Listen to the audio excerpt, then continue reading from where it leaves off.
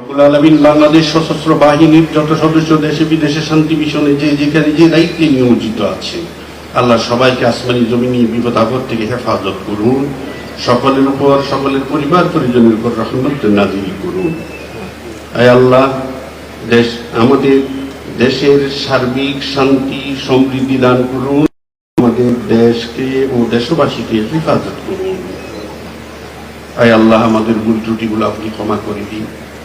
রব্বুল আলামিন আমাদের দোয়াকে আপনি কবুল করুন। রব্বিরহামহুমা কামা রাব্বায়ানি সগীরা। ربنا تقبل منا إنك أنت السميع العليم وتب علينا إنك أنت التواب الرحيم. آمين برحمتك يا أرحم الراحمين.